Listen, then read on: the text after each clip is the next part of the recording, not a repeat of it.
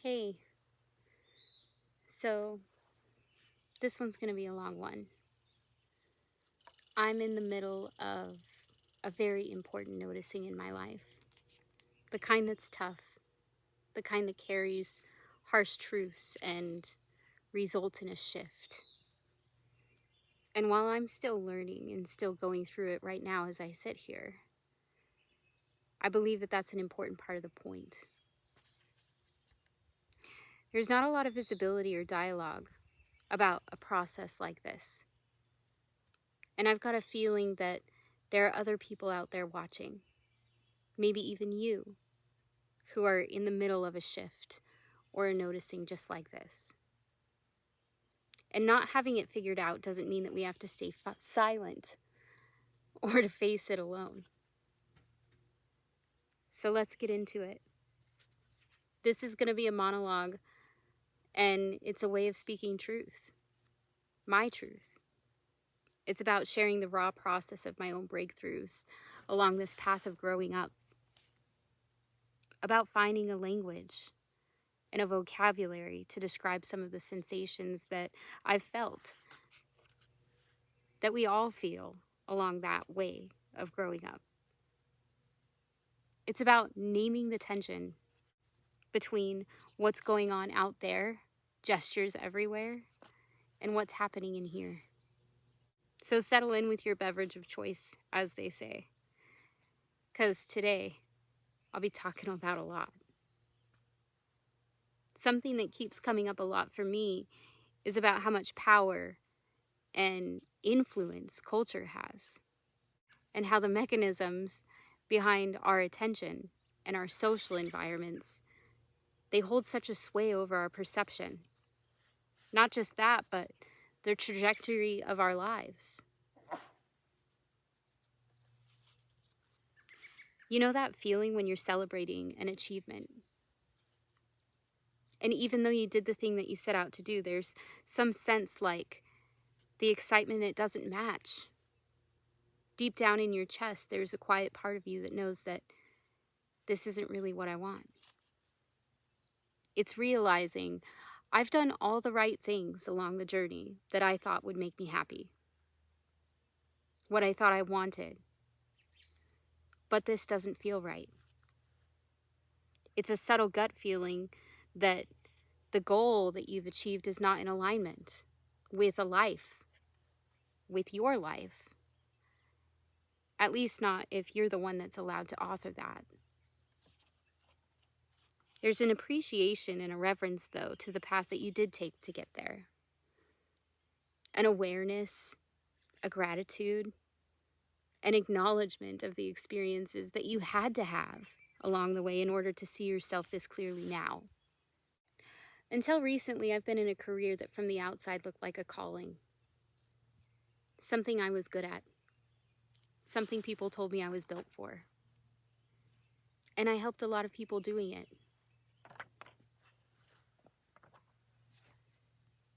The evolution of who I'm becoming and who I was then and how I came into that line of work, it all felt natural.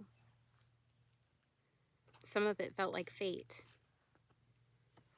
But what I didn't understand, what I couldn't understand, not until very recently, is that some things feel natural, not because they're meant for you, but because they fit into the first solution your nervous system found for a much older problem.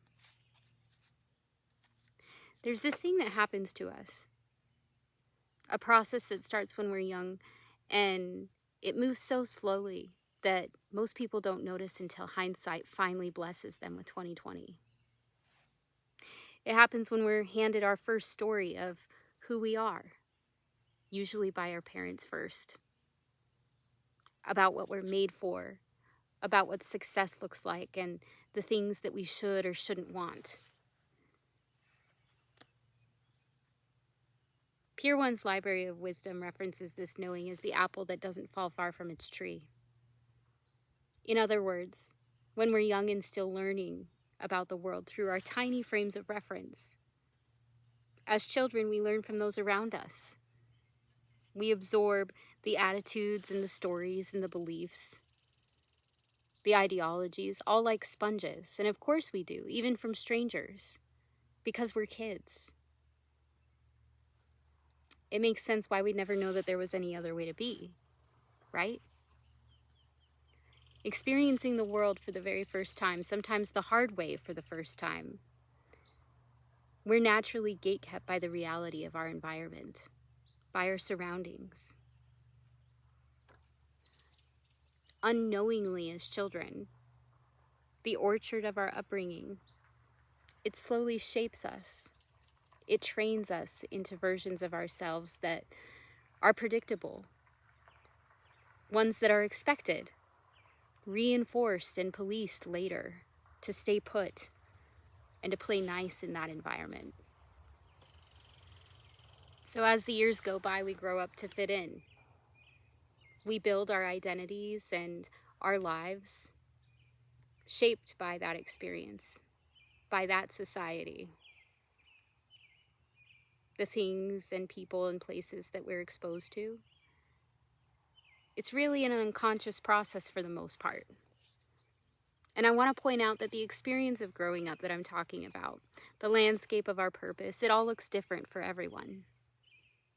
But something I've had to sit with personally is that some of us, not so surprisingly, but some of us wind up unfairly having to build our lives too early. Tiny hands, we shape our spirits, our futures, like bandages around family wounds that we didn't have the capacity to describe or understand at the time. Lost for words, kids like me, we grew up to be the fixers, the ones who are quick to volunteer for the messy part or to take the dirty end of the stick, the ones you take care of and put other people first, no matter what, even if it hurts. Something the child in us learned to do early. Self-sacrifice to keep the peace, to stay safe, or to be loved. And for a while, sometimes a long while, a life lived behind a mask like that can work, or at least it seems to.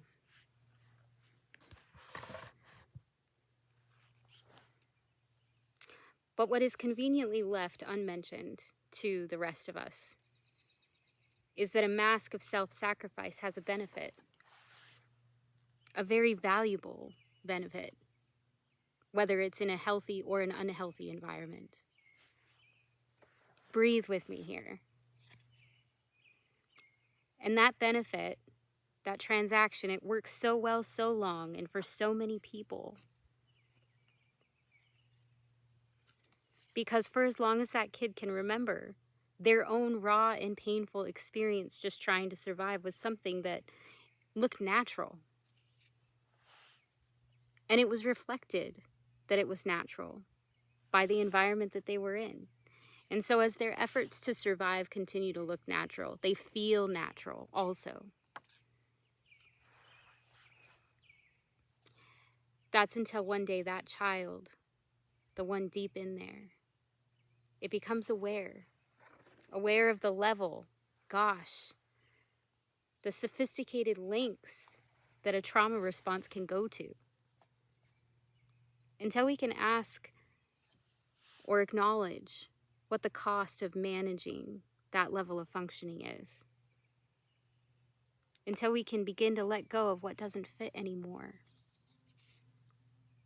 Until we can update ourselves, our nervous systems, and the world and people who surround us that we already survived. There's not a lot of talk in spaces like this about post-survival and how the beneficiary of us not having that conversation in our adulthood is what we call the status quo. There's little focus or attention in today's world brought to the way that what's going on out there and what's happening in here, both streams of information, they signal to us that if we don't shape up quick and move along after we've lived through something hard, if we don't hurry up and get ourselves back out there, that we could lose everything. And with a risk like that, cowboy up, right? We wake up each morning and we swallow that frog. We move through the motions of a life that fits okay for us. And we ignore those small moments when we feel reminded by our instincts that something doesn't feel right.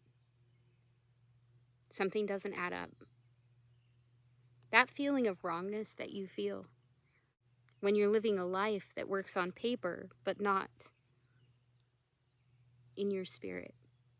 In a way, that's what making this YouTube channel is about. More than a Wilson. This video is long, and I've been thinking about this for a while. I've been on the fence about breaking this down into 2 parts because, admittedly, I have a lot to say. I have a lot to share. The concept and the goal of More Than a Wilson is to have the honesty to name what's actually going on. The willingness to stay with that long enough for it to mean something. And the courage to question my own thoughts and feelings about that process out loud and in public. It's about exploring what it means to be in this great noticing with the rest of you, everyone who's watching, where we see the strings behind the curtain that create these conditions in our world, where there's not enough time, not enough attention, bandwidth, money, security, safety, not enough support. The conditions created where nobody has the time to think or question their own perspective. What are they doing? They themselves, right? And for those of us like me who grew up like I did, there's not enough talk, not enough open public dialogue to help model the cognitive process of questioning or to share about the level of awareness to get an edge in on what's required to reflect cleanly.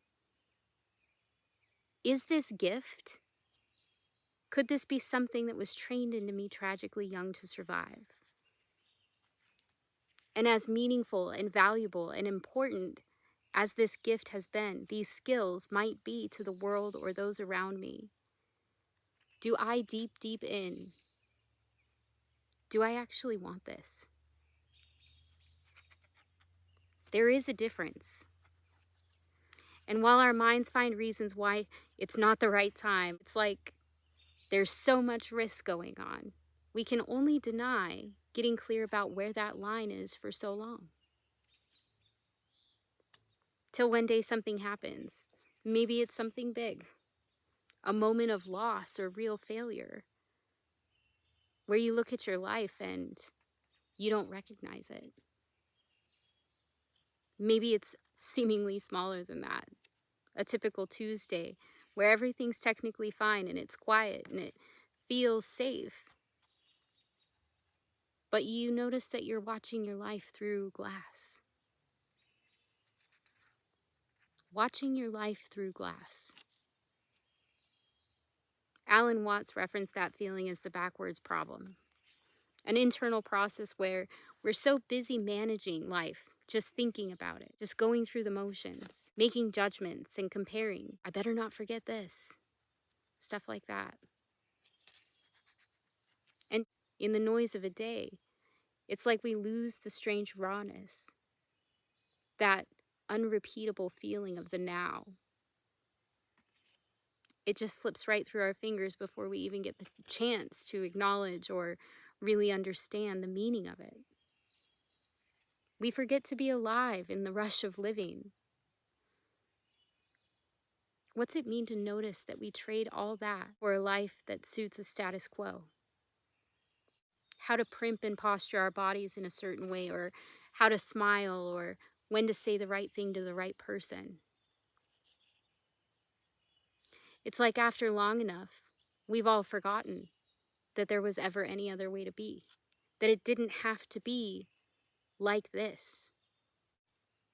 I think most of us, if we're being honest, have become entrenched in our experience of trying to survive. We've become numb to the beauty of a moment, not because we want to, but because of the ever-present pursuit of living, forget about comfort or peace or happiness, but just surviving in a global culture that is manipulative by default. I think we need to talk more openly about the world we're actually living in, because I don't think it's fair or honest for us to be talking on and on about growth or awakening or finding your path without naming what's actually going on. It's a strange time to be alive.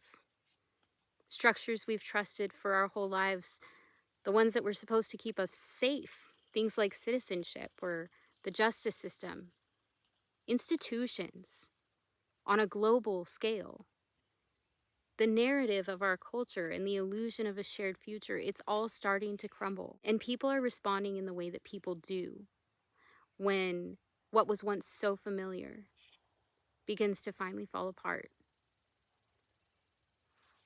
Some people are doubling down, as they say. They're getting louder and more certain about their attitudes. They're surrounding themselves with content and people and environments that reinforce the beliefs that they already have. Some people are choosing to check out entirely. They're numbing it, they're scrolling, and just waiting for somebody else to fix it. And other folks are going inward, not in a navel-gazing or self-indulgent kind of way, but in an instinctual way.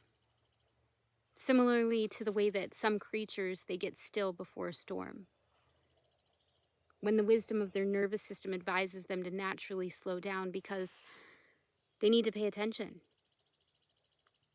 Something real is being asked of them now.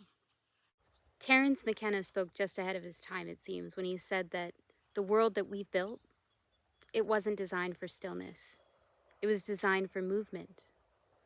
What he meant is that the world we've created is built for noise, for a reaction, to get the rise.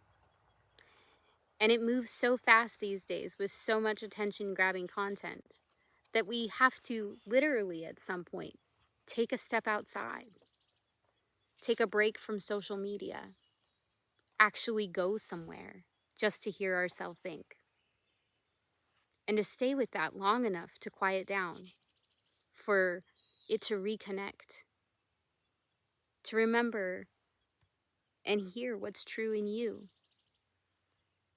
That's what it means to go inward. It's not an escape. It's not avoidance. It's just taking enough space or silence or time with yourself that you can finally hear that part of yourself that's been trying to reach you. Let's go to part 2.